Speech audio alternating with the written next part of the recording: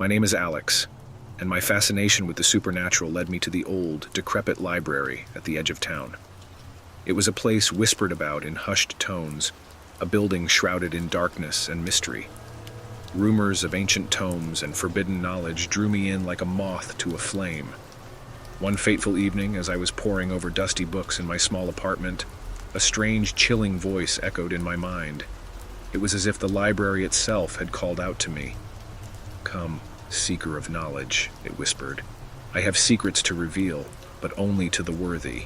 My heart raced with anticipation, and I knew I couldn't resist the call. Armed with a flashlight, I made my way to the library under the cover of darkness, determined to uncover its secrets. The library's massive oak doors groaned open with a bone-chilling creak as I stepped inside. The dimly lit foyer greeted me with a musty scent of decay, and the walls seemed to ooze with a sinister energy. Moonlight filtered through the cracked windows, casting eerie, shifting shadows that danced along the worn carpet. I followed the voice deeper into the labyrinthine stacks. It led me to a hidden chamber, where a gruesome sight awaited. A grotesque table of bones and blood adorned the floor, and at its center lay a bizarre leather-bound book, its pages bound in human skin. The book whispered macabre promises of power and secrets hidden within the darkest corners of existence. Fear coursed through me as I realized I stood at the precipice of a nightmare. The ritual it described was monstrous, demanding a sacrifice of flesh and blood in exchange for unimaginable power. In a trance-like state, I collected the gruesome ingredients: a severed hand, a vial of blood, and a lock of hair from a loved one. My trembling hands followed the book's vile instructions, summoning horrors beyond comprehension. The ritual's culmination was a freaky transformation, an unholy merging of my flesh with otherworldly forces. As days turned into an uncanny blur of pain and suffering, the newfound knowledge I had craved began to consume me. My body twisted and contorted, my once human form reflected in the mirror contorted into a deformed, nightmarish version of myself. I realized that the library had not called me for enlightenment. It had called me to be its guardian, a puppet of the ancient, malevolent knowledge it harbored. I had been lured into a trap, and I was now trapped in a nightmare of my own making. Specters lurked in the periphery of my sight, and the library's cursed books seemed to come to life, their pages filled with deformed, writhing creatures. Desperation clawed at my fractured psyche. I knew I had to break free from the library's clutches, or I would be lost forever. I delved into its dark archives, searching for a way to undo the twisted ritual that had ensnared me, and found the answer lay hidden within the library's cursed tomes, a forgotten incantation buried beneath layers of despair and madness.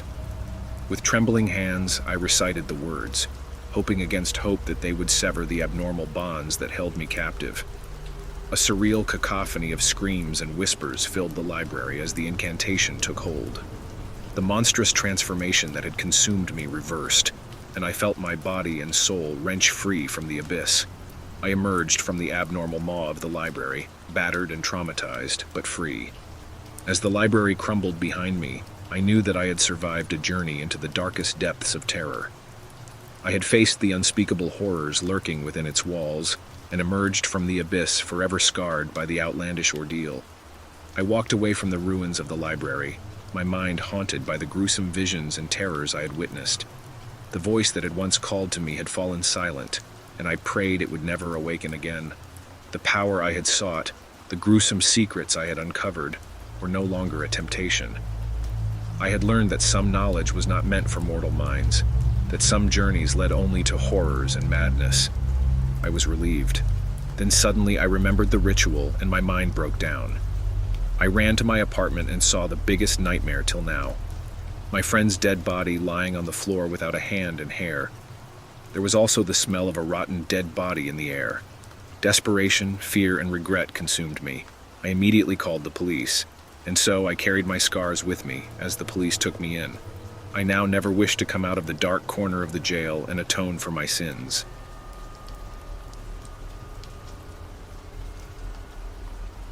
I'd always been fascinated by the arcane and the enigmatic, which was why I accepted the position of librarian at the Wycliffe Occult Library.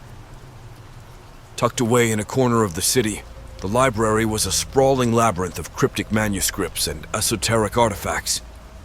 My job was to catalog and preserve the secrets that lurked within its shadowy stacks. As I delved deeper into my duties, I began to notice strange occurrences within the library.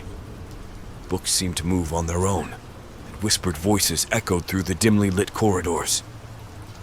But the strangest of all was the appearance of a bizarre antient book titled The Grimoire of Shadows, a book that wasn't listed in the library's catalog. Unable to resist the allure of forbidden knowledge, not knowing the dangers, I opened the grimoire, unleashing a darkness that would haunt me forever. The pages revealed horrifying rituals and spells that promised unimaginable power. The more I read, the more I felt myself becoming consumed by a malevolent force. As the nights grew longer, the library's atmosphere became increasingly oppressive. Books flew off shelves, their pages filled with writhing, ethereal tentacles that threatened to ensnare me. I could hear the voices of tormented spirits pleading for release from the cursed tomes. Then, one evening, I saw her, a spectral figure with hollow eyes and flowing, tattered robes. She introduced herself as Lysandra, a former daughter of a librarian who had succumbed to the same dark forces I had unleashed. She was now bound to the library, cursed to wander its haunted halls for eternity. Desperation drove me to seek a way to undo the horrors I had unleashed, and also save her soul if possible. Lysandra revealed that the library had been a repository of dark knowledge, guarded by a sect of occult scholars who had conducted sinister experiments and summoned horrors. Their greed for power had led to their downfall, and the library had become a cursed place. The only way to break the curse was to find the original Grimoire of Shadows, hidden deep by the antient scholars within the library. It was a perilous journey, navigating through shifting passages and facing the vengeful spirits of those who had fallen victim to the same darkness. As I drew closer to my goal, the malevolent force that had consumed me grew stronger. It whispered promises of power and immortality, but I knew that I could not succumb to its seduction. The fate of the library and its tormented souls rested on my shoulders. In the darkest depths of the library, I found a room that has not been opened in 1,000 years, and there was an otherworldly-looking tomb with ancient arcane symbols. There was a big hole in the tomb which had a weird attraction to me. I moved toward it like a drunk and found the original Grimoire of Shadows, a cursed artifact bound in human flesh and inked in blood inside. As I touched it, the darkness surged through me, threatening to consume my soul entirely. But I channeled every ounce of my willpower, uttering a banishment spell I had discovered in my research, and I teared the book into pieces. The grimoire disintegrated in a blinding flash of light, and the library shook as if in agony. The spirits, including Lysandra, were finally set free, their tortured wails fading into the distance. She smiled at me. There was gratefulness in her eyes. I had broken the curse, but the cost was steep. Nightmares haunt me every night, and I couldn't sleep anymore. I would forever carry the scars of the horrors I had witnessed and unleashed.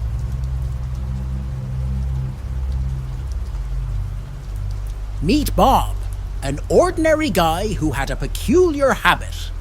He sneaked into the town library religiously every Saturday. His friends often teased him his habit of thinking things too much and his love for odd books. But little did they know that Bob had a knack for turning even the most mundane activities into an adventure. One gloomy Saturday, as Bob strolled into the library, he noticed something strange. The librarian, Miss Haggerty, was acting unusually tense. Her usually calm and happy demeanour was replaced by wide-eyed panic, and she kept glancing over her shoulder as if expecting something dreadful to happen. Bob, being the curious fellow he was, decided to investigate. He crept around the library, searching for clues to the source of Miss Haggerty's anxiety. Shadows seemed to dance menacingly in the corners of his vision, and books appeared to leap from the shelves on their own. Bob couldn't help but feel chilly about it. As Bob continued his quest for answers, he stumbled upon a book titled The Haunting of the Library, It was filled with chilling stories of ghostly librarians, possessed books, and cursed card catalogues. Bob couldn't resist the urge to read it, and the more he read, the more convinced he became that the library was haunted. Suddenly, a loud crash echoed through the library, and books tumbled from the shelves. Bob's heart jumped in fear as he imagined malevolent spirits wreaking havoc. He tried to flee, but found himself trapped in an aisle by a sentient book cart that blocked his path.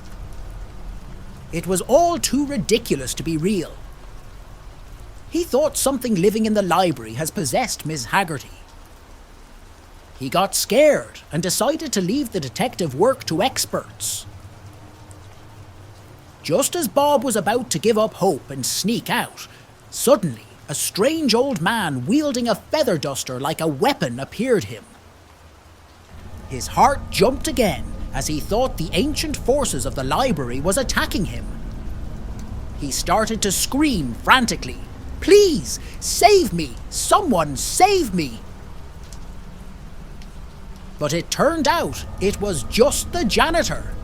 The town had hired a new janitor, Mr. Jenkins, who was responsible for the chaos. The library was indeed experiencing strange occurrences after hiring him. It turned out that Mr. Jenkins was a well-meaning but incredibly clumsy fellow who had a knack for causing accidents wherever he went. He had inadvertently set off a chain reaction of mishaps, creating the illusion of a haunted library. And hearing his scream, Miss Haggerty came running and got concerned about what happened. And when he asked what was bothering her, she sighed and explained, "Well, you see, I was making my morning coffee, and just as I was about to take that first glorious sip, I realized I had accidentally used salt instead of sugar." Bob couldn't help but burst into laughter at the absurdity of it all. The ghostly librarians, possessed books, and cursed card catalogues were nothing more than the result of his overthinking. Miss Haggerty joined in the laughter, and soon the entire library was filled with the sound of laugh imagining poor Miss Haggerty's face when she took that surprising first sip of sugary coffee.